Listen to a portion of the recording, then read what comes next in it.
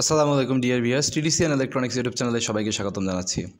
আজকে কনজিউমার ইলেকট্রনিক্সের level 2 NSD এর আওতায় যে অ্যাসেসমেন্টগুলো হয় এর একটি অত্যন্ত গুরুত্বপূর্ণ জব এলইডি টিভির বিভিন্ন অংশ ডিঅ্যাসেম্বল করা এবং অ্যাসেম্বল করা। এটির প্রাথমিক অবস্থায় আমরা আগে জেনে নেব এলইডি টিভির বিভিন্ন অংশের নাম ও পরিচিতি। তাহলে চলুন শুরু করা যাক।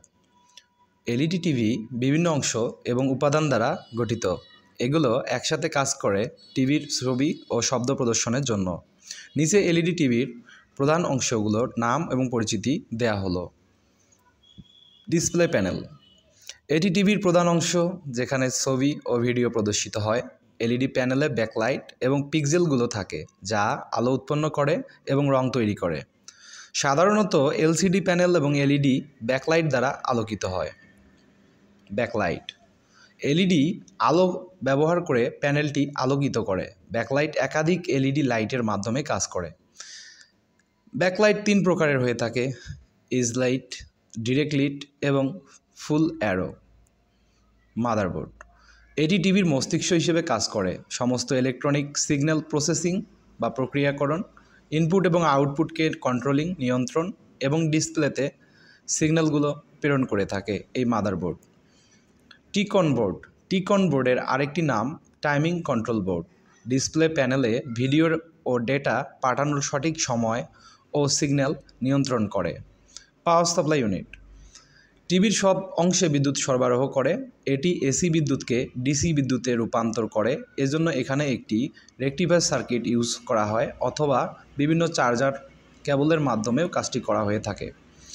ইনভার্টার, ব্যাকলাইটের জন্য প্রয়োজনীয় বিদ্যুৎ সরবরাহ করে। এলইডি ব্যাকলাইটে এই অংশটি খুব গুরুত্বপূর্ণ। স্পিকার, শব্দ উৎপন্ন করে। মূলত ইলেকট্রিক্যাল সিগন্যালকে সাউন্ড সিগন্যালে রূপান্তর করে এই স্পিকার। সাধারণত টিভির নিচের দিকে বা পেছনে স্থাপিত হয়ে থাকে। রিমোট সেন্সর, রিমোট কন্ট্রোল থেকে প্রাপ্ত ইনফ্রারেড সংকেত গ্রহণ করে এবং টিভি নিয়ন্ত্রণ করে। ইনপুট ও output ports, HDMI, USB, VGA, AV এবং অডিও পোর্টের মাধ্যমে বাহ্যিক ডিভাইস সংযোগ করা যায়। এই পোর্টগুলো টিভি এবং অন্যান্য ডিভাইসের মধ্যে ডেটা ট্রান্সফার করে। সফটওয়্যার বা ফার্মওয়্যার, সাধারণত স্মার্ট টিভির ক্ষেত্রে সফটওয়্যার এবং ফার্মওয়্যার ব্যবহার করা হয়। টিভির অভ্যন্তরীণ সফটওয়্যার ও ফার্মওয়্যার বিভিন্ন ফাংশন ও অ্যাপ্লিকেশন চালায়। স্মার্ট টিভিগুলোতে অপারেটিং সিস্টেম যেমন অ্যান্ড্রয়েড, ওয়েব ওএস ব্যবহৃত হয়। চেসিস, টিভির বাইরের কাঠামো যা অভ্যন্তরীণ অংশগুলোকে সুরক্ষিত করে। এটি সাধারণত প্লাস্টিক বা ধাতব দিয়ে তৈরি হয়ে থাকে। ফ্লেক্স কেবল, মাদারবোর্ড এবং ডিসপ্লে প্যানেলের মধ্যে যোগাযোগ স্থাপন করে। ইনফ্রারেড পোর্ট, রিমোট কন্ট্রোলের নির্দেশাবলী গ্রহণ করে এবং মাদারবোর্ডে পাঠায়। এলইডি টিভির প্রতিটি অংশ একসঙ্গে কাজ করে বলে পূর্ণাঙ্গ টেলিভিশন এর অভিজ্ঞতা প্রদান করে থাকে। ভিডিওটি যারা শেষ পর্যন্ত দেখলেন তাদেরকে অসংখ্য ধন্যবাদ। চ্যানেলটিতে যারা নতুন তারা ইলেকট্রনিক্স এবং টিডিসির বিভিন্ন প্রকারের নিউজ, বিদেশ যাওয়া এবং অভিবাসী, প্রবাসী, বিভিন্ন জব সার্কুলার, টিডিসি সার্কুলার, সমস্ত রকম ইনফরমেশন এই চ্যানেলটিতে দেখতে চ্যানেলটি সাবস্ক্রাইব করুন।